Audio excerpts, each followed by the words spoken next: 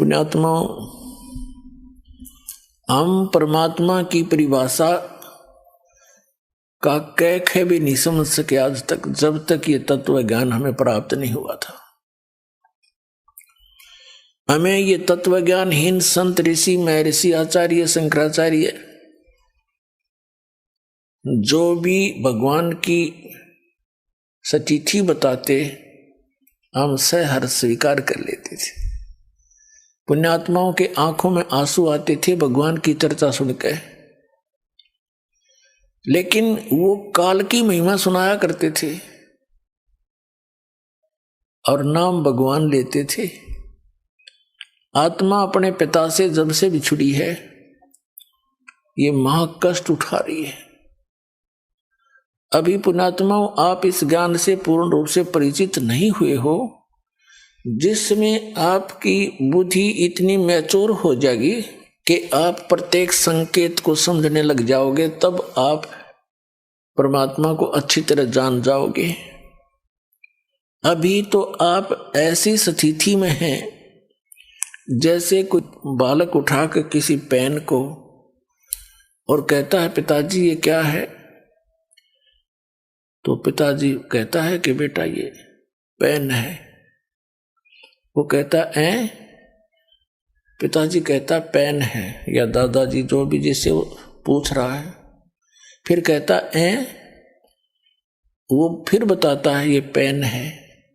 तो वो कहता कहता उसको रख के और चला जाता है। उसकी बुद्धि इतनी मैच्योर नहीं हुई है, इतनी विकसित नहीं हुई है, पिताजी ये बता क्या रहा है। और उसको अविश्वास भी नहीं, क्योंकि वो अपने फादर से पूछ रहा है, लेकिन उसकी बुद्धि स्वीकार नहीं कर रही पेन है क्या वस्तु। और जब वो थोड़ा सा बड़ा हो जाता है, फिर उसको कहते हैं बेटा या बेटी, वो पेन ला उठा करके दौड़ा जाता है और पेन उठा के ला देता है, फिर नहीं पूछता ये क्या है। तो पुण्यात्माओं, अभी आपकी या ऐनी मिट्टी है, इस ऐ को मिटाने के लिए इतना ज्ञान दिया जा रहा है, सैकड़ों प्रमाण रखे जा रहे हैं आपके सामने। एक दिन आपकी या ऐ मिट जाएगी, क्योंकि ज्ञान से ही मिटेगी। वो क्या ऐ है, जैसे हम कहते हैं परमात्मा कबीर साहब है, आप सभी स्वीकार करते हो क्योंकि प्रमाण गणे दे दिए। फिर हम बताते हैं कि ये लोक यहां रहने का नहीं है,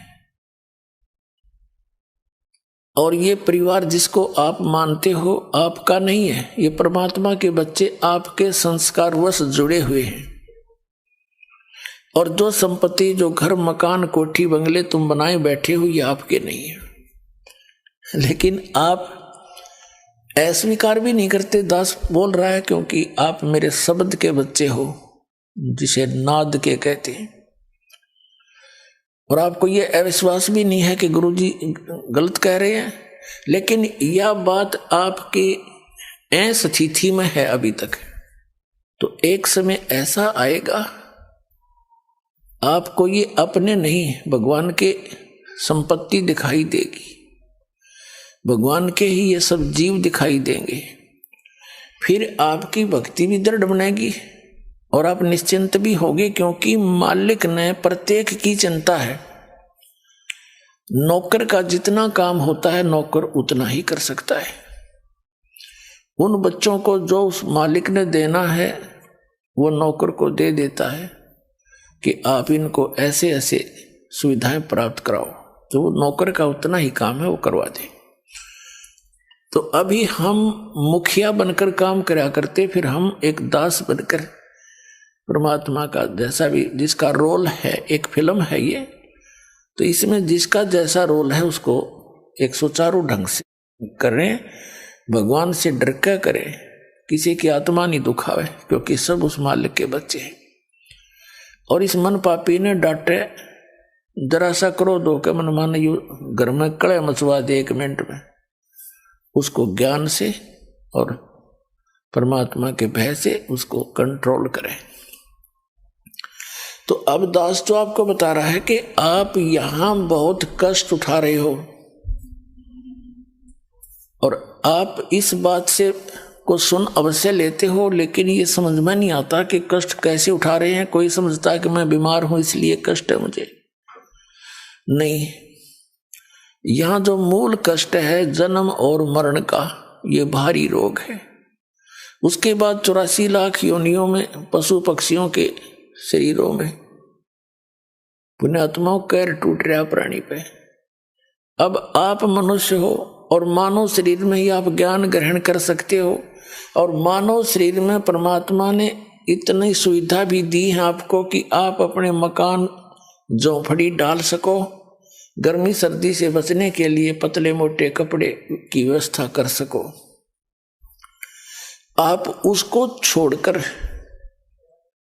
आप भक्ति मार्ग से दूर होकर केवल यहाँ की संपत्ति जोड़न में और यहाँ कोठी बंगले बना के एक फोकट में मां बनाने की ओर सी लगा लिया आपने, जो आपकी भारी भूल है। इस भूल को हटाने के लिए परमात्मा आए, पूर्ण ब्रह्म, अनंत कोट ब्रह्मांड के पालक, और एक झोंपड़ी में जुल्हा बनके हाथ से काम करके कपड़ा बुनकर एक लीला करके दिखाई कि यदि तुमने भक्ति में सफल होना है, अपनी इन मनोकामनाओं को, इच्छाओं को सीमित करना पड़ेगा। समाज को देखकर आप भक्ति मार्ग पर नहीं चल सकते। ये दूसरी बात है कि आप जैसी भक्ति करोगे वैसा फल तो आपको मिलता ही रहेगा, लेकिन मोक्ष प्राप्ति के लिए आपने अपनी सभी परंपराओं को, जो हमने स्वयं बनाकर अपने पैरों में बेड़ी डाल ली, उनको अब समाप्त करना पड़ेगा। पैसों की आवश्यकता किस लिए पड़ती है? बड़ी कोठी बनाकर महिमा हो जावे गांव में, नगर में, कि बड़ी कोठी है उनकी, बड़ा पैसे वाला व्यक्ति है, बड़ी कार हो, चलिए तेरे संस्कार में होगी, ये तो हो ही जाएगी, और फिर हो जाती है मृत्यु। कोठी वाले की मृत्यु हो जाती है, कुत्ता बनकर उसी गली में बाहर बैठता है कीचड़ में, गर्मी और सर्दी में, ऊपर से वर्षा हो रही है, वो ठिठुर रहा है कोठी वाला बाहर बैठकर कोठी में। कोई अन्य ही प्राणी जो परमात्मा के बच्चे हैं वो भी निवास कर रहे हैं। कुछ दिनों में उनकी भी टिकट कटेगी, वो भी बाहर बैठेंगे गली में, जो भक्ति नहीं करते। तो ये जो दुर्गति और भविष्य में होने वाले कष्ट आपका हरदम चित्त में रहने लग जाएंगे, फिर आप भक्ति कर सकते हो। ये जो दास आपको बता रहा है, क्योंकि सत्संग जो है एक ऐसा सामूहिक शिक्षा स्थल है जिसमें पहली कक्षा के बच्चों के लिए भी कुछ ज्ञान बताया जाता है, दूसरी के भी, तीसरी के भी, मैट्रिक वालों को, 10वीं कक्षा वालों को, बीए वालों को, एमए वालों को, यानी अंतिम पढ़ाई वालों को भी हिंट दिए जाते हैं। सामूहिक सत्संग के अंदर सबको ज्ञान दिया जाता है और आपको बताया जा रहा है कि आप यहाँ के वासी नहीं हो, आप सतलोक में रहा करते थे और वहां आपकी मृत्यु नहीं होती थी, वृद्धावस्था नहीं थी, कोई रोग शरीर में नहीं था। आज कोई वृद्धावस्था नहीं चाहता और सबकी होगी, पहले मर गया वो दूसरी बात है, और फिर बुढ़ापा भी, वृद्धावस्था भी होगी और मृत्यु भी डेफिनेट, और हम फिर भी आंख नीचे बैठे यहाँ पर। तो अभी तक तो हमें इसका विकल्प नहीं था, अब परमात्मा ने विकल्प बता दिया कि जब तक इस शरीर में रहो, वो आपका मकान जो भी सीमित सा बनाकर रखो, ज्यादा बड़े की आवश्यकता नहीं। जैसा भी आपके संस्कार में कोई बड़ा भी बन गया है तो कोई प्रॉब्लम नहीं है। यानी लोग दिखावा होड़ नहीं करे, एक दूसरे ने देख कर रीस नहीं करे इन बकवादों की। कोई विवाह करता है लड़की का, उसमें लोग दिखावा पता नहीं कितना ड्रामा करता है, पॉइंट बाजे बजवाता, ये बकवाद है सारी। पहले तो हम इनको सीमित करेंगे, फिर भक्ति बनेगी। पुण्यात्माओं, आप जो दास ज्ञान दे रहा है ये किसी डूम बाट के गीत नहीं, किसी स्वार्थी व्यक्ति के द्वारा कोई नावल की कथा नहीं सुना रखी। खुद भगवान ने आकर के ये आपकी जो समस्याएं हैं ये खुद बताई हैं आकर के, और साथ में इसका समाधान बताया।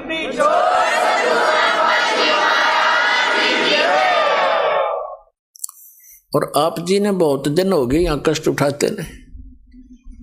अब परमात्मा कबीर जी आपके पिता हैं, सभी हम सबके, और आपके दुख को देखकर वो स्वयं दुखी रहते हैं। आपने गलती अवश्य कर दी, और जैसे एक सेब खराब हो जाती है, सेब विक्रेता को वो सेब बहुत प्यारी होती है, उसको पता है कितनी कीमती है, लेकिन खराब होने के बाद उसके पास कोई विकल्प नहीं है, उसको बाहर फेंकना ही पड़ता है। तो पुण्यात्माओं, हम उस सतलोक में रहने के लायक रहे नहीं थे, इसलिए परमात्मा ने हमें बाहर फेंकना पड़ा कि ये औरों को खराब ना करते हैं। तो अब वो कितने दयालु हैं कि शायद इनकी बुद्धि ठिकाने आ गई हो, इतने कष्ट उठा करके अब मान जा मैं अब भी सीने के लगाकर सतलोक ले जाऊंगा अपने बच्चों को, वहां कभी दुख नहीं होगा, कभी मृत्यु नहीं होगी। तो इसके लिए बताते हैं, यहां जो परमात्मा स्वयं आए थे, एक झोपड़ी में रहा करते, घास फूस की छात बना के, लकड़ों के टांग के, और उसमें 120 वर्ष रहे और सारी सृष्टि का पालन करते थे। वो सारी सृष्टि के पालक हमें ये दिखाने के लिए कि यदि तुमने मोक्ष चाहिए, ये बकवाद छोड़नी पड़ेगी, समाज को नहीं देखना होगा, एक दास बनकर रहना होगा। वैसे तो भक्ति के लिए चाहे सेठ भी है, भक्ति वो भी कर सकता है, जैसे धर्मदास जी थे, लेकिन मर्यादा के अंदर रहकर ही भक्ति की उन्होंने। तो वो परमात्मा हमें इसलिए दिखाने आते हैं कि भाई तुम ऐसे विश्वास करके देखो जैसे परमात्मा ने एक रोल किया। एक बिल्कुल निर्धन व्यक्ति हैंड टू माउथ कपड़ा, जैसे रेजा कपड़ा बनाया करते थे, कपड़ा बन गया, बेच दिया। बेचना नहीं, कमाई उसकी जो मेहनताना मिलता था उसका, और जो मेहनताना उनको मिला उसमें से एक परिवार का भी पोषण किया। परिवार कैसा था परमात्मा कबीर जी का? उनकी कोई पत्नी नहीं थी, उनके कोई माता पिता नहीं थे, उनके कोई बालक नहीं थे, क्योंकि हमारे को आज तक परमात्मा का ज्ञान प्राप्त ही नहीं हुआ। हमने श्री राम, श्री कृष्ण, राजा दशरथ के पुत्र, इन राजाओं की और भगवान बना करके केवल इनकी कथाएं सुनी थी। जो परमात्मा की कथा हमारे सदग्रंथ बताते हैं, वेद सबसे प्रमुख माने गए हैं। तो जो भगवान लीला करता है, जो उसके गुण हैं, वो वेदों में वर्णित है, और वो वेदों में वर्णित जो लीलाएं हैं वो केवल कबीर देव ने, कबीर साहब काशी वाले धानक जुलाए ने कर रखी है। इस विश्व में किसी महापुरुष की ऐसी लीला नहीं जो वेदों से मिलती हो। तो कबीर परमात्मा है, पूर्ण ब्रह्म है, सत्य पुरुष है। तो ये परमात्मा को परमात्मा सिद्ध करने के लिए इतने प्रमाण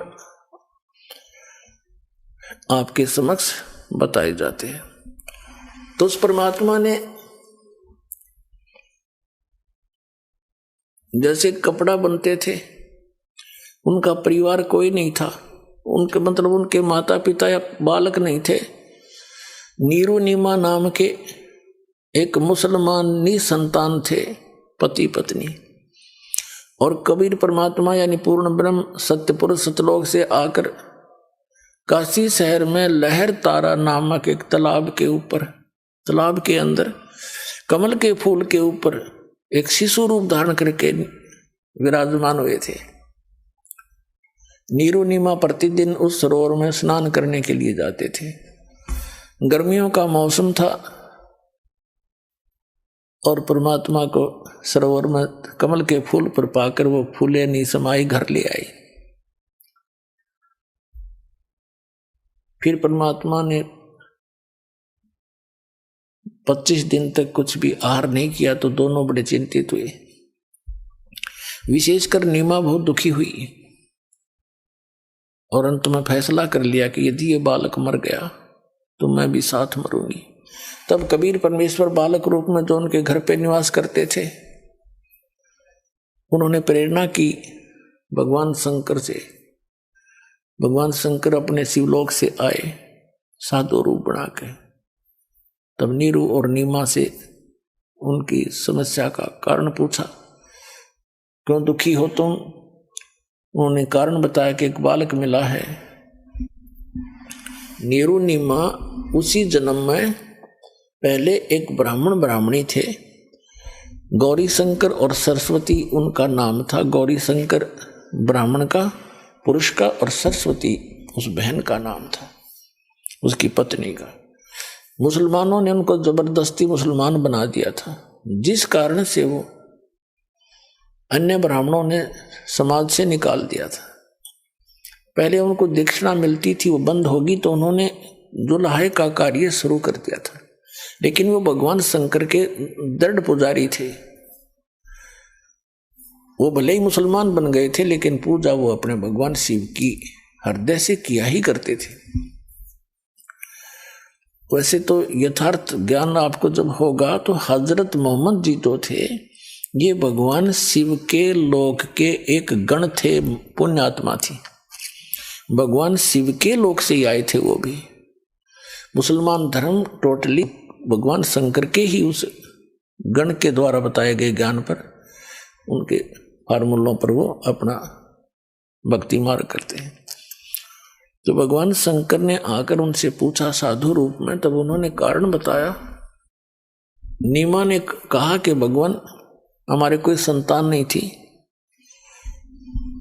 और हमारी आयु भी 60 वर्ष से ऊपर हो गई है। अभी कुछ दिन पहले मैंने हृदय से पुकार की थी अपने भगवान शंकर की। उन्होंने मुझे कमल के फूल पर एक बालक दिया है। अब ये बच्चा कुछ खा नहीं रहा, ना पी रहा है। ये मर गया तो साथ मरूंगी महात्मा जी। अब मैं इस विदाई के दुख को सहन नहीं कर सकती। ये बालक मुझे इतना प्यारा लगता है। शंकर भगवान ने कहा कि माई, वो दिखा तेरा बालक कहाँ है, लाना जरा बाहर। माई लाई नीमा उठा के, सोचा बालक को महात्मा जी के चरणों में डाल दूं, ये कुछ रहम कर दे, इनका जीवन बच जाए।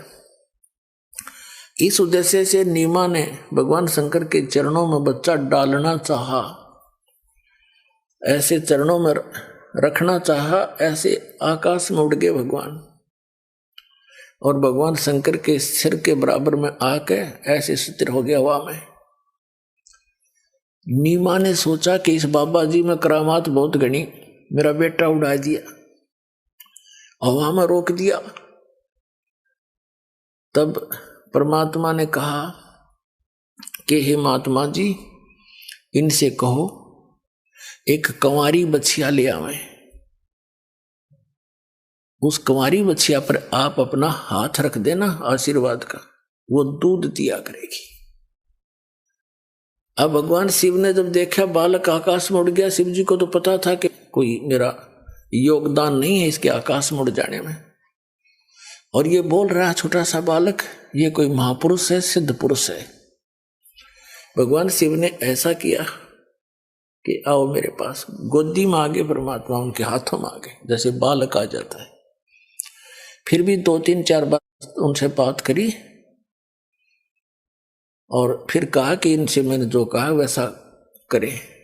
तब नीमा को भगवान शंकर ने कहा कि नीमा माई, ये बेटा तेरा मरने वाला नहीं है।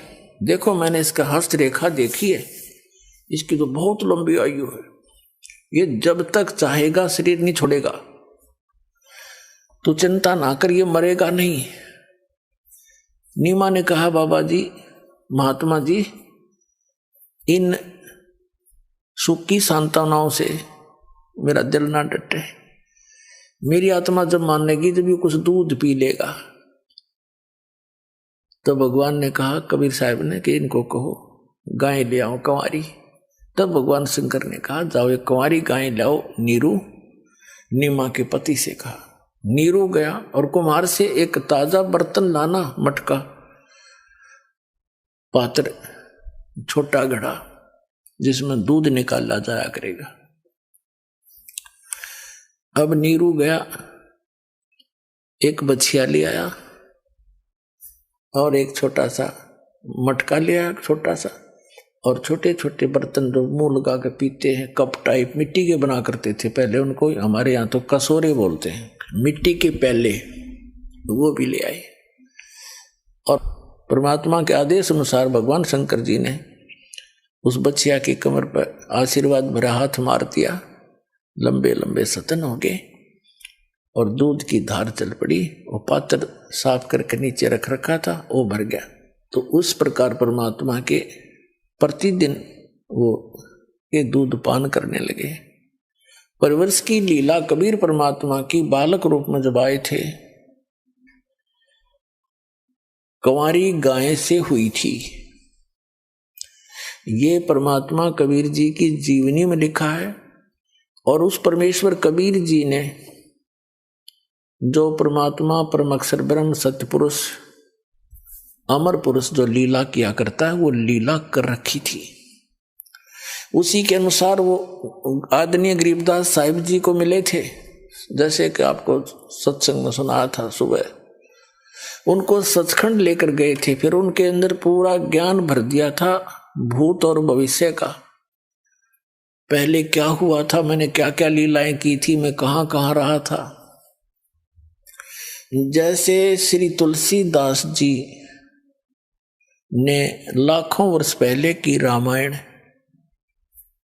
लिपिबद्ध कर दी अपनी वाणी में, चौपाइयों के माध्यम से, दोहों के माध्यम से, और वो सर्वमान्य है हिंदू समाज में।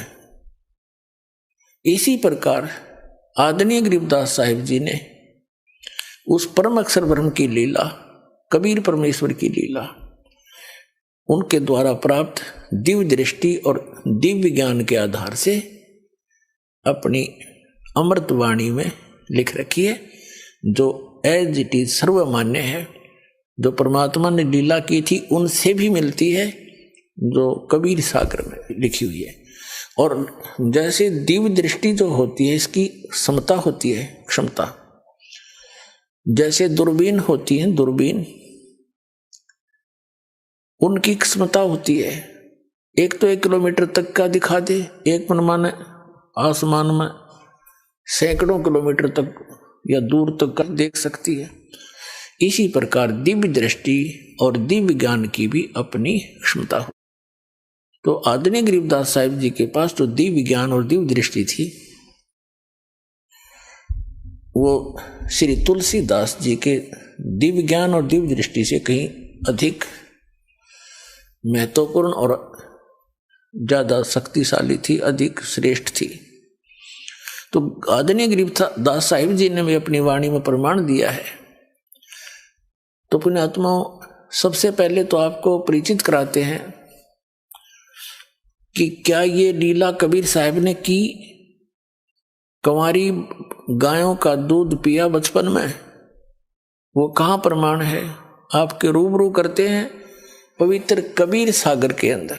पुण्यात्माओं, जब तक आप जी को ये विश्वास दृढ़ नहीं होगा कि हम जिस परमेश्वर की शरण में हैं वो कौन है और कितना लाभ दे सकता है, तो तब तक आप दृढ़ नहीं हो सकते। आपको दृढ़ करने के लिए ये ढेर सारे प्रमाण दिखाए जाएंगे, और इस ज्ञान को समझने के बाद आपकी स्थिति ऐसी हो जाएगी। कबीर साहब ने बताया है कि बंदी छोड़ दयाल जी, ऐसे बोला करोगे तुम, आपकी आत्मा कहा करेगी। बंदी छोड़ दयाल जी, तुम तक हमारी दौड़े, जैसे काग जहाज कहा अब सूजत और न ठोरे। जैसे समुद्री जहाज के ऊपर कौवा बैठकर चला जाता था और सामने बैठ जाता, वो खाना खाने के आगे रोटी खाएंगे, मुझे भी डाल लेंगे। शाम को वो खाना खाने के समय वो खा रहे होते हैं, वो बैठ जाता, ऊपर चला जाता है। रात्रि में 200-300 किलोमीटर, 400-500 किलोमीटर जहाज चला जाता है। और पुराने समय में क्या होता था कि ये दिशा सूचक कई बार जो सही दिशा नहीं बता रहे होते थे, उसका कारण ये होता था कि समुद्र में कई चुंबकीय चट्टानें होती हैं, जिस कारण से वो दिशा सूचक चुंबक डिस्टर्ब हो जाता था। तो जहाज के जो चालक होते थे वो सुबह अपने दिशा सूचक यंत्र को चेक करने के लिए जो कौवा जहाज पर बैठा होता है उसको विवश कर देते थे, डले मार मार कर उड़ने के लिए। बहुत पुराने समय की बात है। और कौवे के अंदर एक विशेषता दी है परमात्मा ने कि वो उस दिशा को कभी नहीं भूलता जिस दिशा से वो चला था, पूर्व से चला था या पश्चिम से चला था या दक्षिण से चला था। तो कौवा उड़कर उसी दिशा को बैक होने की चेष्टा करता है जिस दिशा से वो चले थे, एग्जैक्ट। तो उधर से कौवे की जो दिशा देख करके अपनी दिशा को वो चालक अपने यंत्र को चेक कर लेते थे और अपनी दिशा से भी वो कन्फर्म हो जाते थे कि हम सही जा रहे हैं, नहीं तो ठीक कर लेते थे। अब कौवा 150-200 फुट तक दौड़ता है, उड़ जाता है वापस आने के लिए कि वहां से पत्थर उत्थर मार दिए उसके।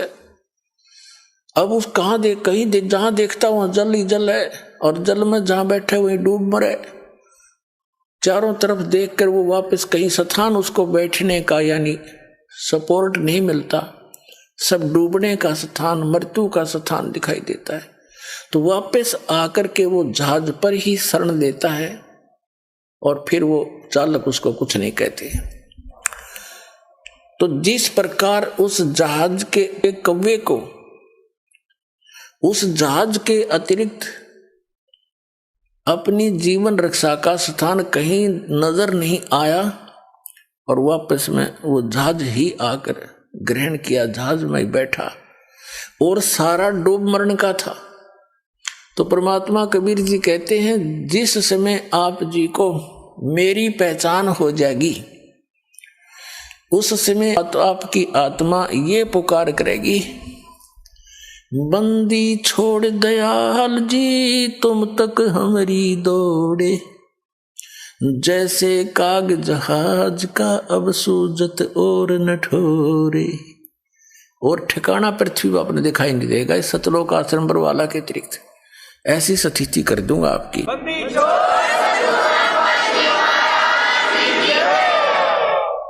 अब आपको प्रमाणित करते हैं कि 600 वर्ष पहले भगवान आए थे, अपने पिता आए थे और हम अपने पिता को पहचान नहीं सके और हम इन काल के अवतारों को अपने मालिक मान के इनके लिपटे रहे। ये आप दुखी, ये आप जन्म मृत्यु के अंदर। तो जब ये स्वयं ही जन्म मृत्यु के अंदर हैं तो हमारी रक्षा क्या करेंगे? तो ये ज्ञान नहीं था हमें, तो ये ज्ञान अब परमात्मा ने कंप्लीट दिया अपने को। अब आपको दिखाते हैं कि 600 वर्ष पहले जब अपने पिता आए थे और जो उनका विरोध कर रहे थे वो भी उन्हीं के बच्चे थे, ब्राह्मण थे, काजी मुल्ला थे, आचार्य शंकराचार्य थे। ये भी उसी परमात्मा के बालक हैं। उनके अभिमान का नशा हो रहा था और एक संस्कृत भाषा जानकर विद्वान पाक रहे थे। परमात्मा के साथ इतनी बदतमीजियां की हमने, उनको तो शर्म आई होगी, पर अब लज्जा हमें बहुत आती है कि हमने के जुल्म किए। हो सकता हम भी डले मारन में उस टाइम उनके, क्योंकि हम बुद्धिहीन हैं। तो पुण्यात्मा उन्होंने किसी को बद्दुआ नहीं दी, नहीं तो वो कुछ भी कर सकते थे। जैसे दुर्वासा जी एक ऋषि हुए हैं, काल के ऋषि, ब्रह्म के पुजारी थे और श्री कृष्ण जी के पुत्र प्रद्युम्न ने और साथ में 5-10 और यादव बच्चों ने जाकर उनके साथ मजाक कर दिया था, और उस मजाक करने से इतना भयंकर श्राप दे दिया कि तुम्हारा नाश इसी से होगा जिसका तुम गर्भ बना कर आए हो। नकली गर्भ बना रखा था, एक सांक रखा था, स्वांग पर रखा था, एक गर्भवती स्त्री का प्रद्युम्न को बना रखा था। पेट पर कढ़ाई बांध कर, छोटी सी कढ़ाई, ऊपर का लोगड़ रुई बांध कर, कपड़ा बांध कर, ऊपर का ड्रेस पड़ा दी औरतों वाली। दुर्वासा से पूछा था कि भगवान, गणे बहुत वर्षों के उपरांत विवाह के इनको संतान की आशा हुई है, ये उतावले हो रहे हैं, आप इन्हें बताइए पुत्र होगा या पुत्री। अब इन सिद्धियों में थोड़ी बहुत अंदर की जानकारी हो ही जाती है। उसने देखा, जानते हैं ये तो लड़का है, स्वांग बना रखा है, श्राप दे दिया कि यादव कुल का नाश होगा इस तरह, और सारे यादव कटके मर गए। तो यहाँ महापुरुष परमात्मा कबीर साहब के बच्चे गरीबदास जी कहते हैं, दुर्वासा को पे तहा समझ न आई नीच, और 56 करोड़ यादव कटे मची रुधिर की कीच। कहते हैं दुर्वासा क्रोधित हो गया छोटी सी बात पे, नकमी आत्मा, नीच आत्मा, और कैसा जुल्म कर दिया, कैसा श्राप दे दिया। 56 करोड़ यादव यानी श्री कृष्ण के वंशज आपस में लड़का मर गए कटके, जरा सी बात पर इतना श्राप दे दिया। और परमात्मा के साथ वो कैर डाए थे हमने उस समय, और उन्होंने हृदय से भी किसी को बद्दुआ नहीं थी, क्योंकि वो हमारे पिता है। वो किसको श्राप दें और किसको मारें, किसको बचाएं? बचा तो सकते हैं पर वो मार नहीं सकते। हमने सबसे पहले परमात्मा को पहचानना है कि हु इज गॉड, और भगवान को पहचानने के बाद फिर संशय खत्म हो जाएंगी। फिर तो हम आंखें बंद करके उस मार्ग पर चलेंगे। फिर चाहे सारा विश्व एक तरफ हो जाओ कि तुम गलत जा रहे हो, हम नहीं मानेंगे उनकी, क्योंकि हम पूरा नरक परख कर चलेंगे। अब देखिएगा, ये कबीर सागर संपूर्ण 11 भाग, वही प्रकाशक है इसके। ये है कबीर सागर, ज्ञान सागर खंड, प्रथम खंड कबीरपंथी भारत पथिक स्वामी युगलानंद विहारी द्वारा पुरस्कृत। मुद्रक एवं प्रकाशक हैं खेमरा श्री कृष्ण दास, अध्यक्ष श्री वेंकटेश्वर प्रेस, खेमरा श्री कृष्ण दास मार्ग, मुंबई। इसके 74 पृष्ठ पर 74 पे इसमें लिखा, सुन, ये ज्ञान सागर है। सुन जुल्हा मन भयो आनंदा, जिमी चकोर पायो निश्चंदा। जुलाहा वो नीरू, ले सुत चले हर्ष मन कीना, तासों पुनः अस बोल ही दीना। आगे बताया है, सुत काशी को ले चले लोग देखण तय आवे, अन्न पानी बख्शे नहीं जुल्हा शोक मनावे। तब जुल्हा मन कीन तिवाना, रामानंद सौ कही उत्पाना। मैं सुत पायो बड़ा गुणवंता, कारण कौन बखे नहीं संता। रामानंद ध्यान तब धारा, जुल्हा सो तब अस वचन उचारा। पूर्व जन्म ते ब्राह्मण जाति, हरि सेवा की नी बलवाती। कुछ तुम सेवा हरि की चुका, ताते भयो तेरा जुल्ह को रूपा। जुल्हा बन गया तुम, और प्रीति प्रभु गए तो लीनी, ताते उद्धान में सुत तो दीना। अब ये नूरी है, नीरू नहीं, मिसप्रिंट करके नीरू वचन। हे प्रभु जस की नोतस पायो, रामानंद जी के पास इन्होंने पुण्यात्माओं, जैसे आपको दिन में सत्संग सुनाया था कि काल ने कहा था परमात्मा से कि 12 पंथ करूं मैं साजा, नाम तुम्हारा ले करूं आवाजा। 12 पंथ नाम जो ले ही, सो मेरे मुख आन समोई। काल ने कहा था कि कबीर नाम तय, आपके जाने के बाद कबीर नाम से 12 नकली पंथ चलाऊंगा कबीर पंथियां के, और अनेक पंथ चलाऊं उस न्यारे जैसे राधा स्वामी धन धन सदगुरु जय गुरुदेव और ये दोनों दाड़े ये सारे निरंकारी निरंकुरी ये सारे उसी अन्य पंथों में से हैं। तो उसमें क्या कहा था कि उन 12 पंथों में जो कबीर पंथ में आएंगे वो जैसे जिनसे वो पंथ चले हैं, जैसे गरीबदास जी हैं, ये तो पुण्यात्मा थे, लेकिन आगे उसके अनुयायी जो थे वो उस ज्ञान से परिचित न होने से अपने ही मते पर अड़े रहे। ऐसे ही अन्य संतों की समझो।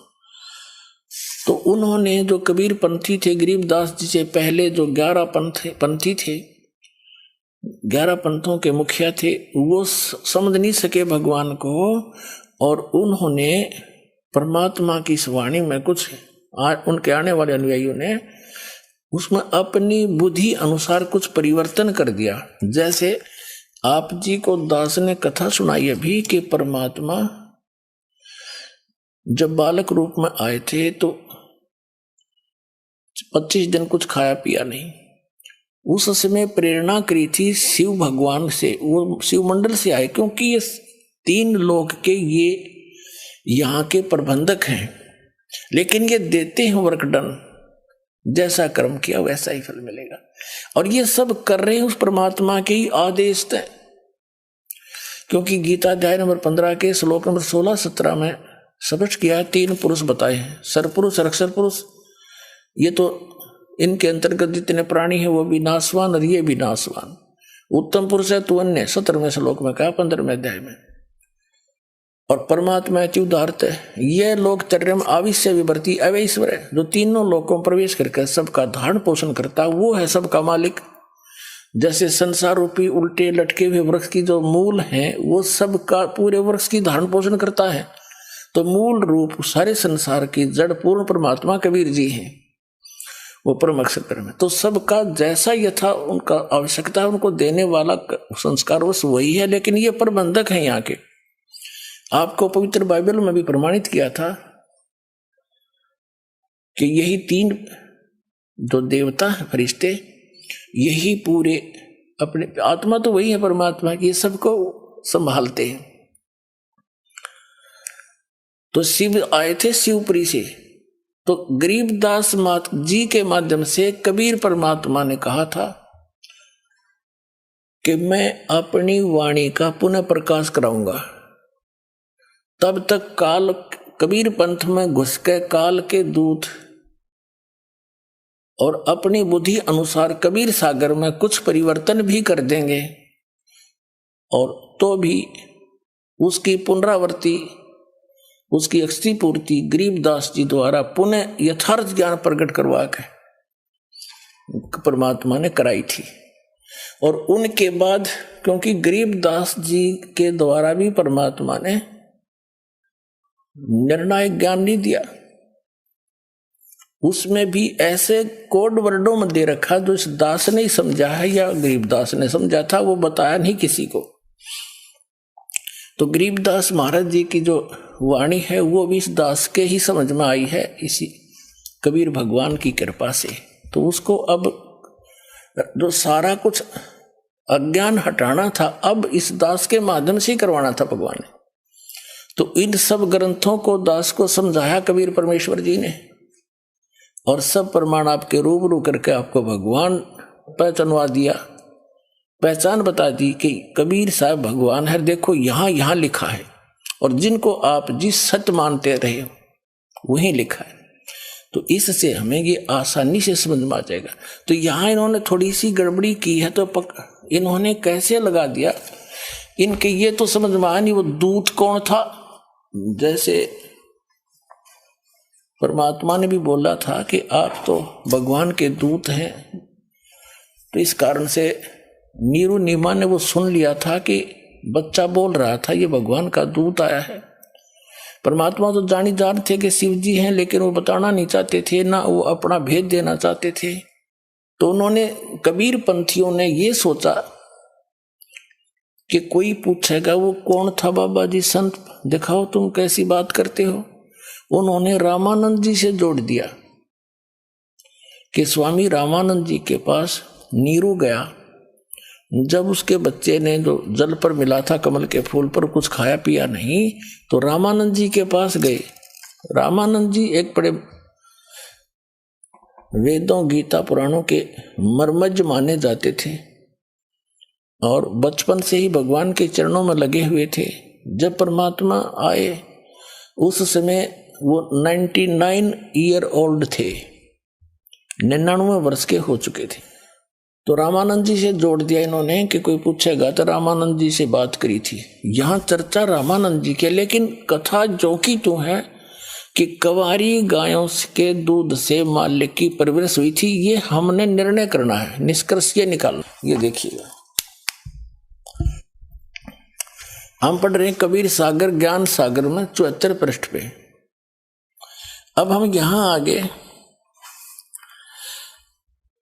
कि रामानंद ध्यान जब धारा जुल्हा सो एक तब वचन उचारा। हाँ, तब जुल्हा मन कीन तिवाना, रामानंद सो कई उत्पाना। मैं सुत पायो बड़ा गुणवंता, कारण कौन बखे नहीं संता। कि मुझे एक बहुत गुणवंत बच्चा मिला है, सुंदर अच्छा, लेकिन वो खा पी नहीं रहा है, संत जी क्या कारण है। रामानंद ध्यान तब धारा, जुल्हा सो तब वचन उचारा। पूर्व जन्म ते ब्राह्मण जाति, हरि सेवा की नहीं भली बाती। कुछ तव सेवा हरि की चूका, ताते भयो जुल्हा का रूपा। प्रीति प्रभु गए तोर लीनी, ताते उद्यान में सुतो दीना लीना। अब नूरी नीरू कहता है, ये नूरी नहीं है, मिसप्रिंट है। हे प्रभु जस की नो तस पायो, आरत यानी संकट निवारण के अर्थ हो, आतुर आरत हो तो दर्शन आयो। सो कहिए उपाय गुसाई, बालक अक्षुदा वंश, भूखा है कुछ खाई। रामानंद अस युक्ति विचारा, तुम सुत कोई ज्ञानी अवतारा। तेरा पुत्र जो है ये कोई ज्ञानी अवतार है, अच्छी आत्मा है। बछिया जाही बैल नहीं लागा, सोले ठाड़ करो ते ही आगा। रामानंद जी ने कहा कि एक बछिया लिया जिसको बैल ने टच ना किया हो, अर्थात कंवारी गायें। सोले ठाड़ करो ते ही आगा, उसके वहां लाकर खड़ी कर देना। दूध चले ते ही थनते, दूध ही धरो छिपाई। अक्षुदावंत जब होवे ताको ता कह देव खवाई। इसका अर्थ है कि बछिया ले आओ, फिर वह दूध देगी, उसको छुपा के रख लेना, भूखा हो जब खा लेगा। जुल्हा एक बछिया ले आवा, और चलो दूध कोई मर्म न पावा। चलो दूध जुल्हा हरसाना, राख छिपाई कहो नहीं जाना। सुन, ये तो आगे है। अब यहां कहते हैं दूध तब पीवत नाम कबीरा, और खिलत संग संत संग मत धीरा। अब कहने का भाव ये है, हमने सिर्फ इतना समझना चाहिए, हमने इतना ही पर्याप्त है कि परमात्मा जब आए उनकी परवरिश की लीला कंवारी गायों से हुई। गरीबदास साहिब जी ने क्या कहा, अनब्यावर को दूहत है, दूध दिया तत्काल। कंवारी बछिया को दूहत है, आशीर्वाद दे दिया, और दूध दिया तत्काल। पीवे बालक ब्रह्म गति, तासिव भय दयाल। 7 बार चर्चा करी, बोले बालक बैन। शिव को कर मस्तक रखा, ला मोमिन एक धैनु यानी कुंवारी गाय लिया। तो हमने ये निष्कर्ष देखना है, क्योंकि सबसे ज्यादा ऑथेंटिक हमारे ये 2 ग्रंथ हैं, 3। एक तो पवित्र वेद, पवित्र हिंदू धर्म के जो पुण्यात्माएं हैं उनके लिए वेद, पवित्र 4 वेद, पवित्र 18 पुराण, पवित्र श्रीमद् भगवत गीता, ये एक अमर ग्रंथ समझ लो हमारे। इनमें जो लिखा हो भगवान की लीला लिखी है पवित्र वेदों में और पवित्र श्रीमद् भगवत गीता में, एक जैसा ज्ञान है, मिलता जुलता। पवित्र पुराण जो है वो अन्य ऋषि महर्षियों के अपने अनुभव हैं, वो यदि वेदों से नहीं मिलते हैं तो वो कच्चे ही कच्चे हैं, वो कंप्लीट नहीं है, उनके सतर का ज्ञान है। और वेद और गीता गॉड गिवन ज्ञान है। तो जो गॉड गिवन है वो सही है, और कबीर सागर में भी गॉड गिवन ज्ञान, और गरीबदास साहिब जी को समय लेकर गए वापस छोड़ा, वो गॉड गिवन ज्ञान। तो इन तीनों से जब मेल खा जाएगा जो प्रकरण है वो फाइनल हो गया, उसमें कोई शंका नहीं रही। अब एक तो आपको पवित्र कबीर सागर में सिद्ध कर दिया कि जब कबीर साहब बालक रूप धारण करके आए थे, बछिया ताही बैल नहीं लागा, वो कुंवारी बछिया, उस बछिया के दूध से माल परमात्मा की परवरिश की लीला हुई थी। अब गरीबदास जी की वाणी भी आपको बता दी, उन्होंने परमात्मा को देखा, उनके से प्राप्त दिव्य दृष्टि से उन्होंने पूर्व की घटनाओं को लिखा, जैसे तुलसीदास जी ने श्री रामचंद्र जी की सब घटनाएं रामायण लिखी और सबको मान्य है। और अब हम आपको दिखाते हैं वेदों में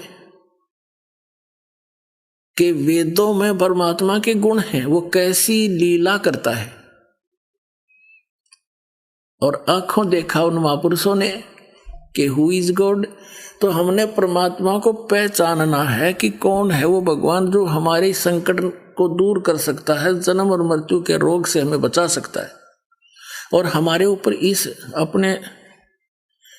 इस वर्तमान के जीवन में जो भी हमारी किस्मत में, भाग्य में, प्रारब्ध में संकट लिख रखे हैं, हमारे पाप कर्मों का संयोग है, उनसे हम दुखी हैं, उनको कौन नाश कर सकता है, कौन उनसे दुखों से बचा सकता है, और कौन हमें यहां काल के जाल से निकाल सकता है। तो वो केवल एक ही परमात्मा है, कबीर परमात्मा, जिसको हम सतपुरुष भी कहते हैं, और उसको परम अक्षर ब्रह्म भी कहा है गीता जी में, और उसको अकाल मूर्त सब स्वरूपी राम, सत्य पुरुष को, सतपुरुष को, ये कबीर परमेश्वर जी की ही उपमात्मक उपाधि के नाम है। जैसे अपने भारत या अपने देश के प्रधानमंत्री जी का शरीर का नाम तो कुछ भी होता है, लेकिन प्रधानमंत्री उनका रैंक का नाम होता, पद का। ऐसे ही परम अक्षर ब्रह्म, सत्य पुरुष, अकाल मूर्त और ये पूर्ण ब्रह्म, ये कबीर साहब के उपमा के नाम है, पदवी के, और स्वयं का उनका नाम अल्लाह अकबर कबीर देव है।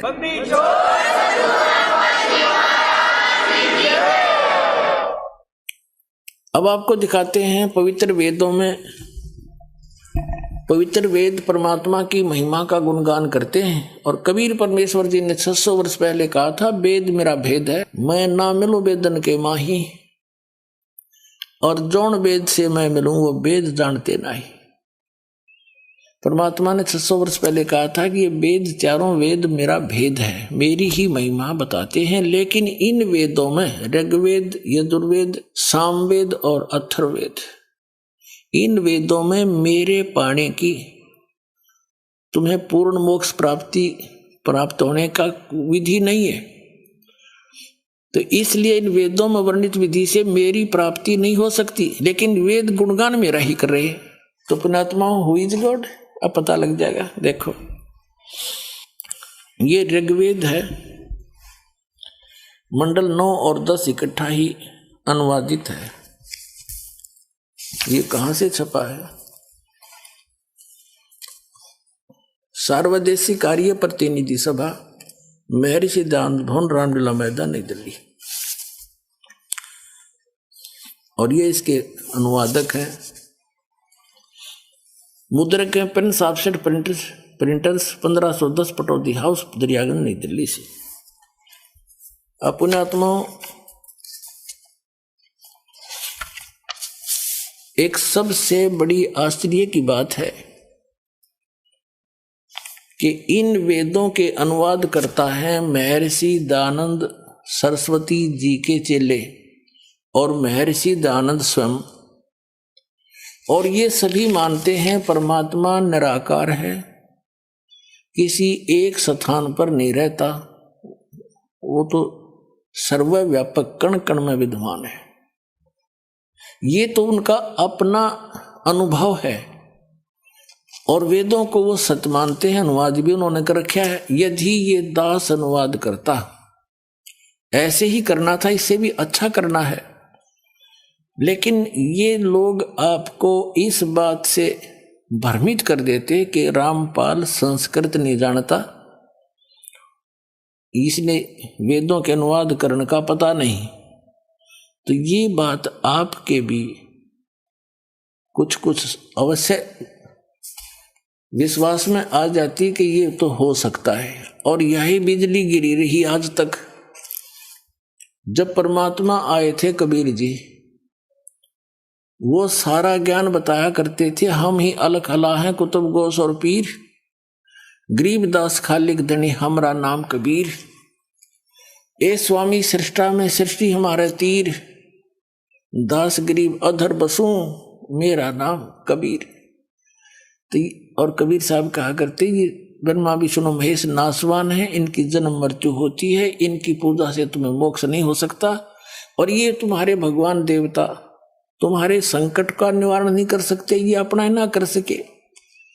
श्री राम के ऊपर कितने कष्ट आए, वनवास हुआ, सीता का जी का अपहरण हुआ पत्नी का, रावण के साथ लट्ठम लट्ठा करोड़ों आदमी मर गए, वापस लाए, अग्नि परीक्षा लेकर वापस लाया सीता जी को, और फिर एक धोबी के कहने से 2 और 3 वर्ष के बाद उसको निष्कासित कर दिया कि तू मेरे काम की नहीं।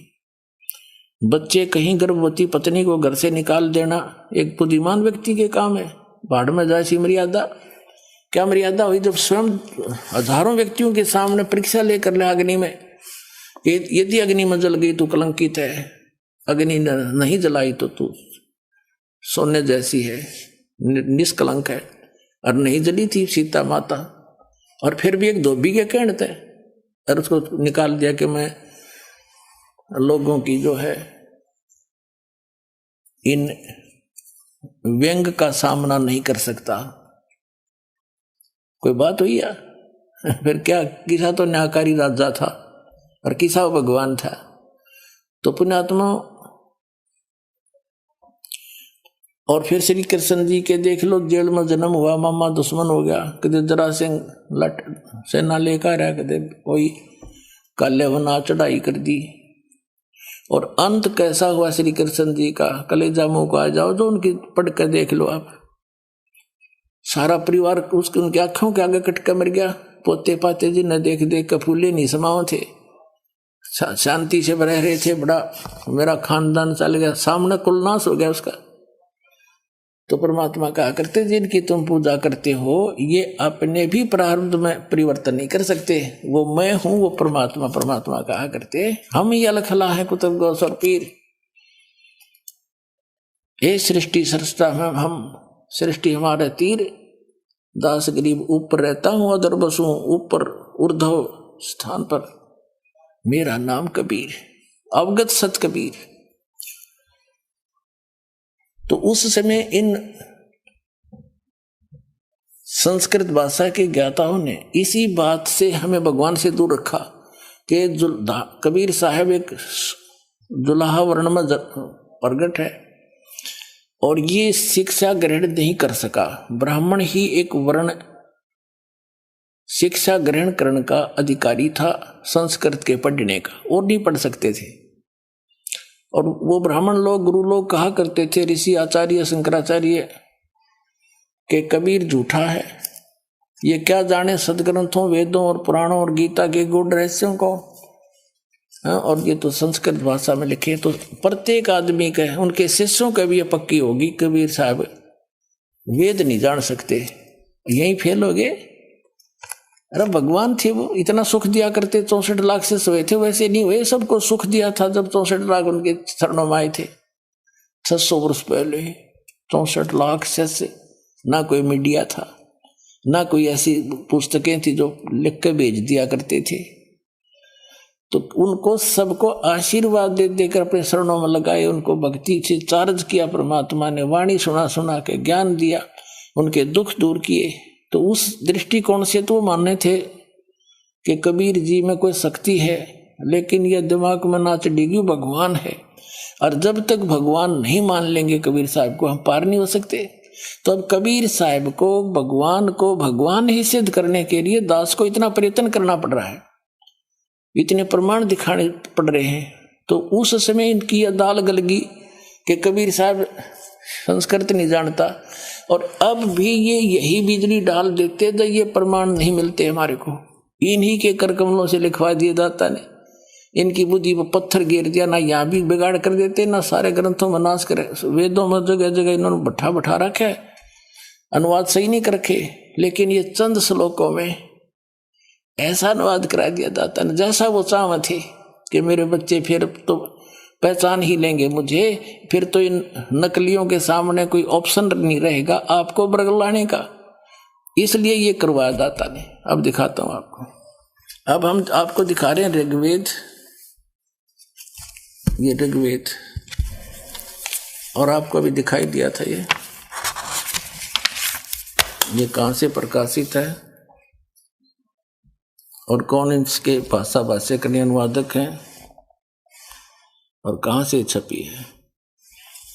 अब देखिएगा इसके प्रथम ऋग्वेद मंडल नंबर 9 का सूक्त नंबर 1, इसके प्रथम मंत्र में परमात्मा, सोम माने परमात्मन, परमात्मा शब्द, परमात्मा की महिमा चल रही है। और फिर देखो मंत्र नंबर 2 में,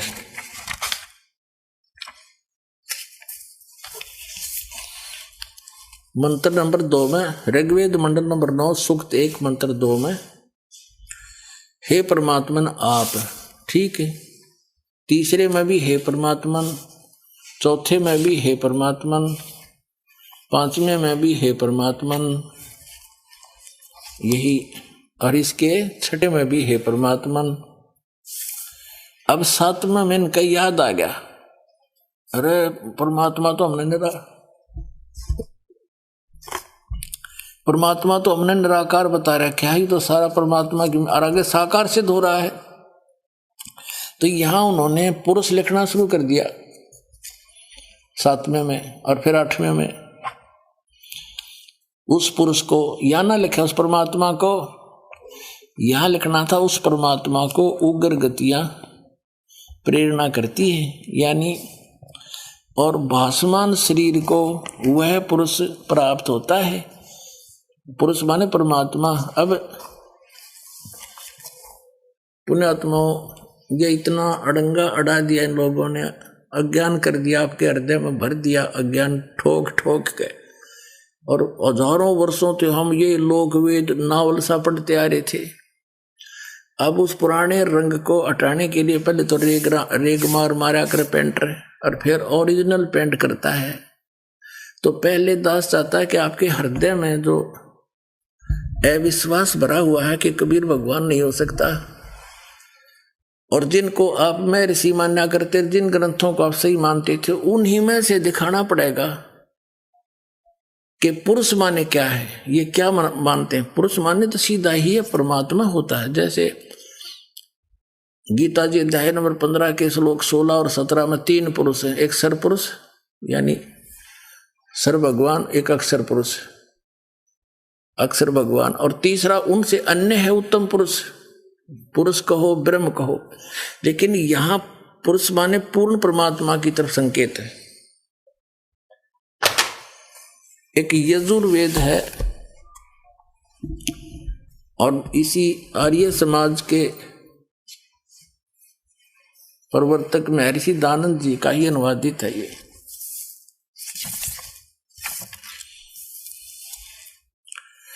प्रकाशक ये सर्वदेशी कार्य प्रतिनिधि सभा 2/5 महर्षि दानंद भवन, रामला मैदान, नई दिल्ली से ये अनुवादक है। यहां से ये छपी है, prince offset printers, 1510 Pataudi house, त्रियागन, नई दिल्ली से। अब इसमें वेद ज्ञान दाता वही है जो गीता ज्ञान दाता है। वेद ज्ञान दाता वही है जो गीता ज्ञान दाता है। गीता अध्याय नंबर 8 के श्लोक नंबर 13 में गीता ज्ञान दाता कहता है, ओम इति एकाक्षरम ब्रह्म विहारण माम अनुसमरण यह परियाति तदंदेहम सयाति परमाम गतिम। मुझ ब्रह्म का, श्री कृष्ण में प्रवेश करके बोल रहा है वो काल ब्रह्म, मुझ ब्रह्म का केवल एक वो मंत्र है, नथिंग एल्स, इसके अतिरिक्त कुछ नहीं। उच्चारण करके सिमरण करता हुआ यह प्रियाति तदन देहम, जो शरीर छोड़कर जाता है, शरीर छोड़कर जाते हुए इसका सिमरण करता हुआ जाता है। सयाति परमाम गति, वो ओम से मिलने वाली जो परम गति है, ब्रह्मलोक प्राप्ति होती है ओम से, उसको प्राप्त होता है। गीता अध्याय नंबर 8 के श्लोक नंबर 16 में कहा कि ब्रह्मलोक गए हुए प्राणी भी वापस जन्म मृत्यु में आते हैं। गीता ज्ञानदाता अध्याय नंबर 2 के श्लोक नंबर 12 में, अध्याय नंबर 4 के श्लोक 5 और 9 में, पर गीता अध्याय नंबर 10 के श्लोक नंबर 2 में स्पष्ट करता है कि अर्जुन तेरे और मेरे बहुत जन्म हो चुके हैं, तू नहीं जानता मैं जानता। तो पुण्यात्माओं, आपका सौभाग्य है, आपको ये अनमोल वचन, अनमोल ज्ञान सुनने जोगा बनाया। पहले तो भगवान ने आपको विद्वान बनाया, शिक्षित किया, और दास को इसका जानकार बनाया। आज आपके रूबरू ऐसा बना दूंगा जैसे पहली का कहता हुआ, अगर वेद गीता और पुराणों को आप याद रखोगे। बोलो सतगुरुदेव।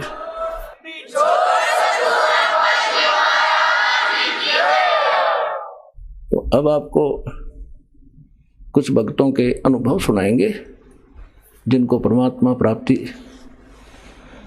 से प्राप्त जो लाभ हुए हैं वो अपने मुख कमल से बताएंगे। सुनिएगा। सर नमस्कार। नमस्कार जी। सर क्या शुभ नाम है आपका? मेरा नाम सर दिनेश दास है, गांव सन्नोट का रहने वाला हूं मैं, नरेला में, दिल्ली में लगता है। सर संत रामपाल जी महाराज से कब जुड़े आप? सर मैं 2014 में 7वें महीने की 18 तारीख को जुड़ा था जी। सर संत रामपाल जी महाराज से जुड़ने से पहले आप क्या भक्ति साधना करते थे? सर मैं उनसे नाम लेने से पहले मैं देवी देवता को पूछता था, जो हमारे बेरी वगैरह की जो पूजा करते हैं, हनुमान वगैरह की। और मेरे को तो बताया था किसी ने कि भाई तू हनुमान के लंगोट, मेरे घर में खाने को भी नहीं था, इतना बुरा हाल था। मैं वहाँ पे लंगोट चढ़ा के आया नहर पे, मंदिर पे भवाना। और उसके बाद तो मेरी बहुत ही ज़्यादा खराब हो गई हालत, इतना खराब हो गया, घर की आर्थिक स्थिति इतनी खराब कि मेरी मिसेज काम करती थी और मैं घर पे ही रहता था, क्योंकि मेरे को ऐसा लगता था जैसे तेरे ऊपर कुछ भूत प्रेत से दौड़ हांडते हैं। और इतना बुरा हाल हो रहा कि मैंने अपने घर वालों को बता दिया कि वो घर वाले बोले कि दिनेश पागल हो गया है। पूरा गांव ये कहता था, पूरी बस्ती के दिनेश पागल हो चुका। हंसते थे लोग बाग मेरे को देख देख के कि भाई पागल आ गया, उठ के चले जाते थे। कोई बात करता था उल्टी सीधे बोल देते कई बार। सर आपकी बहुत ही दयनीय स्थिति हो गई थी, आप सभी देव देवताओं की पूजा कर रहे थे, उसके बाद भी आप सभी दुखों से घिरे हुए थे। तो फिर सर आपको इन सभी दुखों से कैसे निजात मिली? देखो भगत जी, मुझे एक किताब मिली थी, ज्ञान गंगा, एक हमारे गांव का ही भगत है, उसने मेरे को एक किताब दी थी। और मैंने वो किताब पढ़ी ना तो मैं बहुत रोया, बहुत ही ज्यादा, क्योंकि उसमें सारी सच्चाई लिखी हुई है। क्योंकि हम पहले रामलीला देखते थे, गांव में होती थी, और वो देखा कि भाई हाँ वैसे ही वो इंद्र भेजता है उसको अपनी, ये सारी सच्चाई हमने पढ़ी। और उसके बाद तो मैं कति बेचैन सा हो गया, और मैं नाम लेने के लिए बिल्कुल इतना तड़प रहा था। और वो भगत जी तक कहता कि वह दिल्ली रहता था और कभी गाँव में आता था। सर ऐसा उस ज्ञान गंगा पुस्तक में आपको ऐसा क्या पढ़ने को मिला कि उसको पढ़ने के बाद आपको ऐसा लगा कि आपको संत रामपाल जी महाराज से नाम दीक्षा लेनी चाहिए? देखो जी, ये तो गीता के अंदर भी लिखा हुआ है कि गीता के अध्याय 7 में 12, 13, 14, 15 ये श्लोक ऐसे लिखे हुए हैं कि रजगुण सदगुण तमगुण इनको पूजने वाला महानीच राक्षस भगवत प्राणी होते हैं। तो ये सारी सच्चाई उसके अंदर लिखी हुई है, बिल्कुल जो गीता से प्रमाणित है, वेदों से प्रमाणित है, 18 पुराणों से प्रमाणित है। वो सत भक्ति गीता के अध्याय 17 के 23वां मंत्र लिखा है कि ओम तत्सत निर्देश है ब्राह्मण मुखे। भक्ति का, सत भक्ति करने के 3 मंत्र का जाप देता है परमात्मा। तो जो मेरे को ज्ञान गंगा जो पुस्तक मैंने पढ़ी उसमें देखा सारी सच्चाई लिखी हुई है। और लिखने के उसमें पढ़ने के बाद मैं बेचैन हो गया। फिर मैंने जाके नाम लिया हिसार से, बरवाड़ा से। और नाम लेने के बाद फिर परमात्मा ने अपना हाथ रखा सर पे और सारे दुख मेरे ये लगा लो कि। आपने किस संत से नाम दीक्षा ली? मैंने संत गुरु रामपाल जी महाराज जी से नाम दीक्षा ली। सर आपने संत रामपाल जी महाराज से नाम दीक्षा ली। सर उनके बारे में ऐसा सुना जाता है कि संत रामपाल जी महाराज से जो भी नाम दीक्षा लेता है उनको कोई ना कोई लाभ जरूर होता है। सर आपको क्या लाभ हुए? सर मैं इतनी दारू पीता था कि शायद ही मेरे गांव में कोई दूसरा दारू पीने वाला हो। 2-2, 3-3 बोतल में पी जाता था दारू की। और बीड़ी के भी 2-2, 3-3 बंडल पी जाता था। और मांस भी बहुत ज़्यादा नशा करता था मैं। लेकिन परमात्मा की ने जो ज्ञान बताया तो पता चली हम तो राक्षस थे बिल्कुल। मनुष्य तो परमात्मा ने बनाए हमें, हम तो राक्षस थे बिल्कुल, इतना बुरा हाल था हमारा।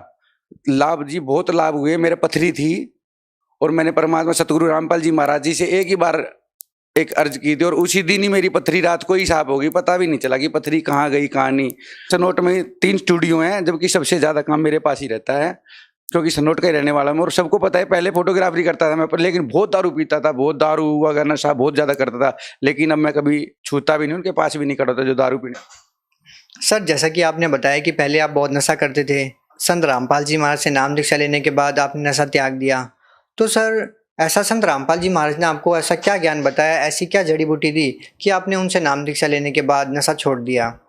सर जी ऐसा है कि जो परमात्मा का सतगुरु रामपाल जी महाराज का जो ज्ञान है ना, वो बिल्कुल वो ज्ञान है जो एक बार पद सुन लेगा या वो कर लेगा ना, उसको पता चल जाएगी सच्चाई, तो फिर वो कभी नशे के उसमें नहीं जाएगा।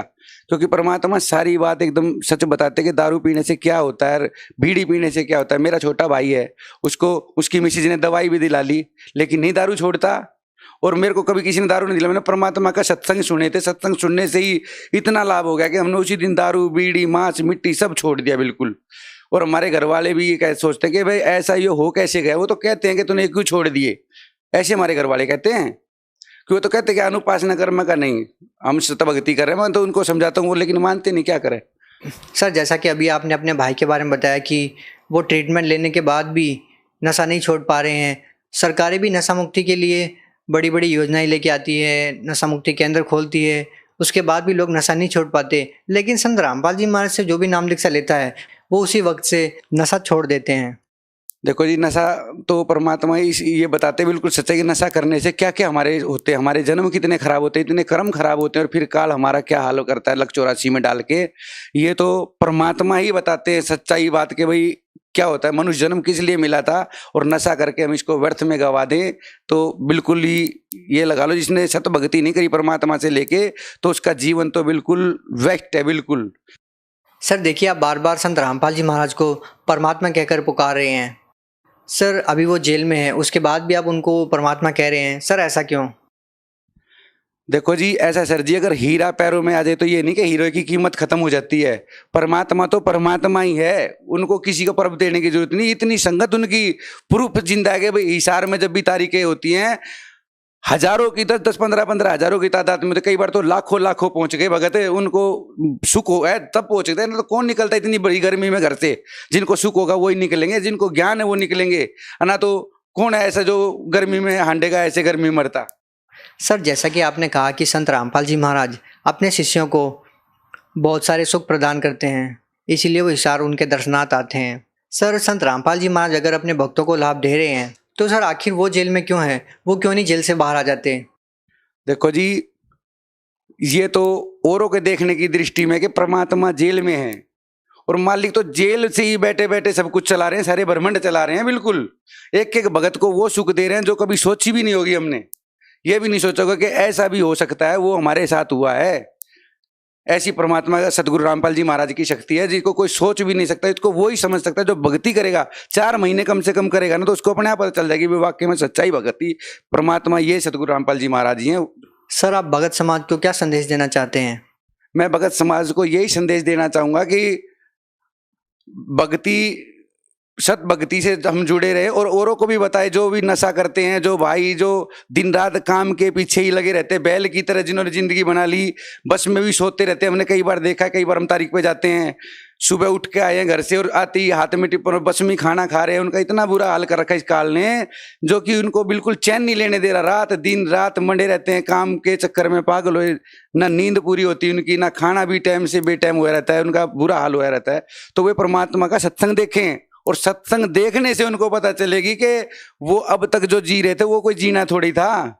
जीना तो अब शुरू हो, जिस दिन परमात्मा से नाम लेंगे सतगुरु रामपाल जी महाराज से, जीना तो जिंदगी तो उस दिन शुरू होती है ना। तो ये देख लो, वैसे तो हम नरक में पड़े थे बिल्कुल। देखो सर जी, परमात्मा सतगुरु रामपाल जी महाराज से जो नाम ले लेगा उसको ऑटोमेटिकली ऐसे सुख होने शुरू हो जाएंगे कि वो अपना काम काज अपने आप ही कम कर देगा, उसको इतनी दौड़ भाग करने की जरूरत नहीं होती। फिर तो परमात्मा के सत्संग सुनने के बाद उसको इतना वो हो जाता है, इतना सुख मिलना शुरू हो जाएगा कि वो समझ जाएगा कि मैं पहले तो गधे वाली जिंदगी जी रहा था, इंसान वाली जिंदगी तो अब थी। परमात्मा का सुमरण करने के लिए परमात्मा कहते हैं जीवा तो वाहे भली जो रटे हरि नाम ना तो काट फेंक दियो मुख में भलो ना चाम।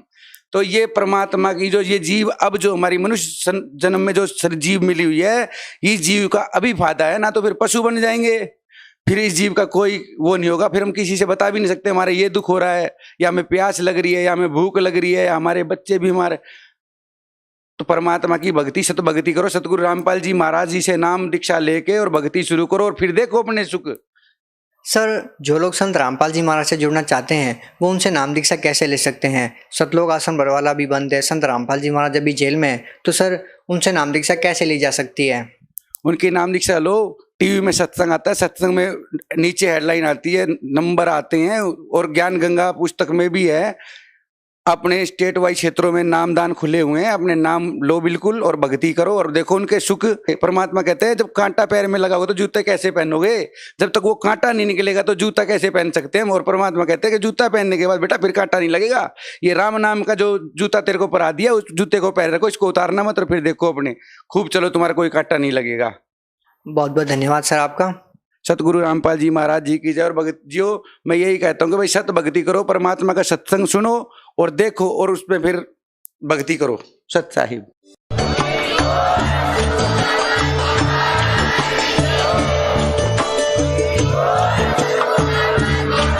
अगर आप ये वीडियो YouTube पर देख रहे हैं तो हमारे चैनल को सब्सक्राइब करें और बेल आइकन को दबाना ना भूलें। अगर आप Facebook पर ये वीडियो देख रहे हैं तो हमारे पेज को लाइक करें।